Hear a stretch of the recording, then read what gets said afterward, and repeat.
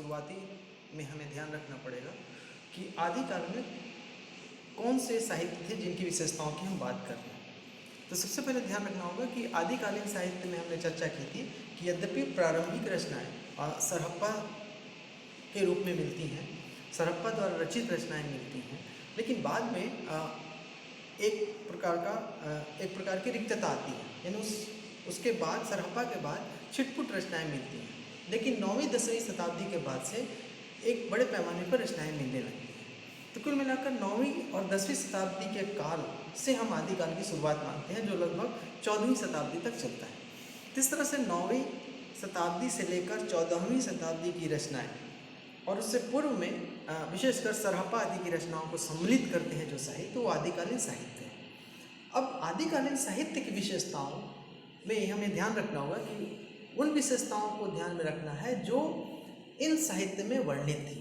और पिछली क्लास में हमने चर्चा की थी कि आदिकालीन साहित्य के अंतर्गत सिद्धों की रचनाएं, नाथों की रचनाएं, इसके अतिरिक्त विद्यापति की रचनाएं, अमीर खुसरो की रचनाएं, लोक साहित्य के अंतर्गत यदि हम देखें तो संदेश रासक जिसके रचयिता अद्दहमाण थे, और ढोला मारू की दुहा के रूप में कल्लोल या कुशल राव की रचनाएं या अन्य कई रचनाएं हैं जो दिखती हैं। इस प्रकार जैन धर्म का साहित्य, जैन साहित्य, अपभ्रंश साहित्य, इसके अंतर्गत लोक साहित्य, अन्य धार्मिक साहित्य, इन सब को मिलाकर रासो साहित्य को मिलाकर आदिकालीन साहित्य का निर्माण होता है। तो आदिकालीन साहित्य की जो सबसे बड़ी विशेषता मानी जाती है वो मानी जाती है वीरता का चित्रण, यानी वीर काव्य या वीर गाथात्मक काव्य। अब इसमें ध्यान रखनी है कि सबसे महत्वपूर्ण बिंदु है कि आदिकाल में वीर रस से संबंधित कविताएं बड़े पैमाने पर मिलती हैं। इसका कारण ये था कि आदिकाल का जो समय था वह छोटे छोटे राज्यों में विभक्त था, यानी छोटे छोटे राज्य आपस में लड़ते रहते थे, क्योंकि उस समय केंद्रीय सत्ता का अभाव हो गया था। यानी हर्षवर्धन काल के पतन के बाद, हर्षवर्धन राजा की जब मृत्यु हुई तो उसके बाद से भारत में कोई ऐसा बड़ा राजा नहीं हुआ जो पूरे भारतीय शक्ति को या भारतीय राज्य को एक अपने छत्र में ला सके। इसके कारण हुआ कि राज्य छोटे छोटे टुकड़ों में बंट गया और छोटे छोटे टुकड़ों में बटे हुए राज्य आपस में लड़ने लगे। इसलिए वह काल युद्धों का काल था और युद्ध में वीरता दिखाकर राजा अधिक से अधिक शक्ति का विस्तार करता था। इसलिए आदिकाल में वीरता से संबंधित साहित्य रचा गया। हर एक राजा, छोटा राजा या बड़ा राजा, अपने राज्य में कवियों को रखता था, वो चारण होते थे और उनकी वो प्रशंसा में गीत गाते थे। इस प्रकार राजसी साहित्य में राजा का साहित्य सम्मिलित होता है, जिसमें राजा की वीरता की रचनाएं होती थी। अब ये राजा की वीरता जो थी वो दो प्रकार से थी, यानी राजा की वीरता एक तो थी सामान्य वीरता और एक थी गाथा के रूप में वीरता, जिसे हम वीर गाथा कहते हैं। दोनों में हल्का सा अंतर है। वीरता का तात्पर्य है जब व्यक्ति अपने स्वार्थ के लिए या व्यक्ति किसी भी कार्य के लिए वीरता प्रदर्शित करता है। जैसे आत्मरक्षा के लिए कोई अगर वीरता भाव प्रदर्शित करता है तो वह उसके अंदर वीरता का भाव आता है, तो वो वीर काव्य कहा गया। तो ऐसे कई काव्य मिलते हैं जिसमें राजा की वीरता का वर्णन किया या शक्ति प्रदर्शन की बात की गई। एक और रूप था जिसमें वीरता दिखाई जाती थी और वो होती थी जन कल्याण, यानी किसी के कल्याण करने के लिए, जनता के कल्याण करने के लिए, देश के कल्याण करने के लिए, या किसी दूसरे व्यक्ति या राज्य, शक्ति या किसी भी संपदा का कल्याण करने के लिए अगर वीरता दिखाई जाती है तो वो वीर गाथा बन जाती थी। जैसे उदाहरण के तौर पर देखें कि अगर कोई व्यक्ति जंगल से जा रहा हो और अचानक कोई हिंसक पशु आक्रमण कर दे और उसमें उस हिंसक पशु को परास्त कर दे, तो ये उसका वीरता का भाव हुआ। तो आप कहेंगे कि व्यक्ति में वीरता था, वीरता का भाव था, इसलिए उसने पशु के आक्रमण से स्वयं की रक्षा कर ली और उसको परास्त कर दिया, ये वीरता का भाव हुआ।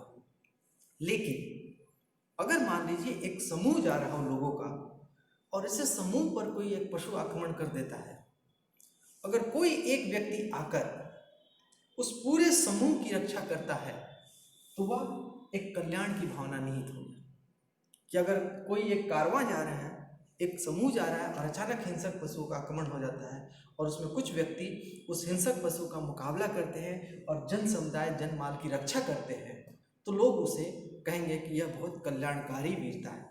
यानी वह वीरता इसलिए दिखाई गई ताकि लोगों की रक्षा हो सके या लोगों का कल्याण हो सके, और इसको लोग कई सदियों तक याद रखते हैं, उसे गाथा के रूप में या कहानी के रूप में प्रस्तुत करते हैं। तो ऐसे में उसे हम उस वीरता कहेंगे वीर गाथा। तो इस प्रकार वीरता दो प्रकार की हो गई, एक जहाँ स्वार्थ या स्व कल्याण की भावना होती है और दूसरे में जहाँ जन कल्याण या सामाजिक कल्याण की भावना होती है। इसलिए दो तरह के साहित्य आदिकाल में मिलते हैं, जहाँ पर केवल राजा की वीरता का वर्णन मिलता है और दूसरी तरफ कुछ राजा ऐसे थे जो अपने पूरे समाज या देश के कल्याण के लिए वीरता का भाव का प्रदर्शन करते थे। ऐसी स्थिति में हमें उदाहरण के तौर पर हम देखें तो पृथ्वीराज रासो को हम देखें। पृथ्वीराज रासो में चंद्रवरदाई पृथ्वीराज के अनेक आयामों में वीरता का वर्णन करते हैं। उसमें एक आयाम यह भी है कि पृथ्वीराज मोहम्मद गोरी के आक्रमण को ध्वस्त करते हैं या मोहम्मद गोरी को परास्त करते हैं। ऐसी स्थिति में क्या होता है, मोहम्मद गोरी एक विदेशी शासक था और वो भारत पर आक्रमण करता है। ऐसी स्थिति में पृथ्वीराज अपने भारतवर्ष की रक्षा करने के लिए गोरी को परास्त करते हैं, यानी भारतवर्ष की रक्षा, देश की रक्षा या जन कल्याण की भावना उसमें निहित हो जाती है। इसलिए पृथ्वीराज की जो वीरता है वो गाथा के रूप में बन जाती है। इसलिए हम पृथ्वीराज रासो को हम कहेंगे कि यह एक गाथा के रूप में है। तो ये एक महत्वपूर्ण आयाम अब माना जा सकता है कि जहाँ पर जन कल्याण की भावना है, लोक कल्याण की भावना है और वहाँ पर यदि कोई राजा वीरता का प्रदर्शन करता है तो हम उसे वीर गाथात्मक साहित्य के रूप में संज्ञा देंगे। तो ऐसे बहुत बड़े पैमाने पर या विशुद्ध रूप में साहित्य रचा गया है, जहाँ पर राजा के लोक कल्याणकारी रूप या जन कल्याणी रूप की चर्चा की गई है। और इसी के कारण है कि वह जन समुदाय राजा के सकारात्मक कार्यों को, राजा के अच्छे कार्यों को अपनी लोक परंपरा में गायन के रूप में या साहित्य के रूप में या मौखिक रूप में कई रूपों में याद रखता है और उसे विशेष अवसरों पर गाता है। तो उन सबको हम वीर गाथा के अंतर्गत सम्मिलित कर सकते हैं। इसलिए पृथ्वीराज रासो वीर गाथा के अंतर्गत है। इसी तरह एक और रचना हम देख सकते हैं जो है परमाल रासो। राजा परमार के समय परमाल रासो की रचना होती है और परमाल रासो में दो युद्धों की चर्चा होती है, आल्हा और उदल। महोबा के राज्य से संबंधित और उस आल्हा और उदल की वीरता की कई गाथाएं हमारे प्रदेश में प्रचलित मिलती हैं। तो आल्हा और उदल की जो वीरता है वो भी लोक कल्याण या जन कल्याण से संबंधित है कि वो राज्य एक सिपाही होते हुए भी, एक सैनिक होते हुए भी अपने राजा और अपने देश की रक्षा के लिए अनेक प्रकार की वीरता का भाव का प्रदर्शन करते हैं और ये वीरता उस गाथा के रूप में आज भी जन कल्याण या जन भावना में संयोजित है। परमाल रासो में आल्हा उदल की जो रचनाएं मिलती हैं वो छिटपुट थी और उस समय तत्कालीन अंग्रेज अधिकारी चार्ल्स एलियट ने उसे संग्रहित किया। तो इसलिए वो एक समग्र रूप में, संपादित रूप में आगे जनता के सामने आ सका। तो इसलिए आदिकालीन साहित्य का एक बहुत महत्वपूर्ण हिस्सा है जिसमें आल्हा और उदल की वीरता का वर्णन किया गया और इसे भी हम वीर गाथा के रूप में रख सकते हैं। इस प्रकार जिस प्रकार रासो साहित्य में वीरता की भावना प्रदर्शित की गई है, वह सभी वीरता की भावनाएं अधिकांशतः वीर गाथा से संबंधित है। इसलिए जितने भी ग्रंथ हैं जिनमें रासो शब्द है उनमें से अधिकांश ग्रंथ वीर गाथात्मक साहित्य के रूप में स्वीकृत किए जा सकते हैं। इसमें ध्यान रखना होगा कि रासो के नाम पर कई ऐसे ग्रंथ मिलते हैं जिनमें वीरता का भाव नहीं है या जिनमें अन्य तरह के भावों का भी वैविध्य है। तो वहाँ पर यह ध्यान रखना होगा कि रासो ग्रंथ केवल वीरता से संबंधित नहीं थे, बल्कि रासो ग्रंथ में वीरता और श्रृंगार की भावनाएं दोनों थीं, लेकिन अधिकांश रासो ग्रंथों में वीर गाथा का भाव मिलता है। विशेष रूप से दो उल्लेखनीय हैं, परमाल रासो जिनमें आल्हा और उदल की वीरता की गाथाएं मिलती हैं और पृथ्वीराज रासो जिसमें गोरी के आक्रमण को ध्वस्त करने के कारण या गौरी को पराजित करने के कारण पृथ्वीराज को भी महत्वपूर्ण माना जाता है और जन कल्याण की भावना से लैस माना जाता है। तो पृथ्वीराज रासों को हम वीर गाथा काव्य कहेंगे, परमाल रासों को हम वीर गाथा काव्य कह सकते हैं। लेकिन विसल देव रासों एक कृति आती है, विसल देव रासों को हम वीर गाथा काव्य नहीं कहेंगे, क्योंकि विसल देव रासों में श्रृंगार के भाव की भी अधिकता है, उसमें 12 मासा का विवर्णन है। तो ऐसी स्थिति में हम उसमें कहेंगे कि विसल देव रासों में श्रृंगार की भावना है, वीरता की भावना है, लेकिन प्रधानता क्या है? श्रृंगार की भावना। उसमें पहली बार 12 मासा का चित्रण मिलता है, जिसमें नायिका का वियोग का वर्णन मिलता है। इसलिए उसमें वीरता और श्रृंगार दोनों हैं, लेकिन उन्हें हम वीर गाथा के अंतर्गत नहीं रखेंगे। इसलिए ये विशेष ध्यान रखना है कि विसल देव रासों वीर गाथात्मक काव्य के रूप में नहीं माना जाना चाहिए और उसकी जगह परमाल रासों और पृथ्वी रासों को वीर गाथा काव्य की श्रेणी में रखा जाना चाहिए। इसका कारण ये है कि विसल देव रासों में श्रृंगार की भावना है, 12 मासा का चित्रण है। यद्यपि अन्य रासों ग्रंथों में भी श्रृंगारिक भावनाओं या अनेक प्रकार की संयोगात्मक या वियोगात्मक स्थितियों का चित्रण मिलता है, लेकिन विसल देव में चूंकि पहली बार 12 मासा का चित्रण मिलता है, इसलिए उसे श्रृंगार की प्रधानता वाले काव्य के अंतर्गत सम्मिलित किया जाना चाहिए।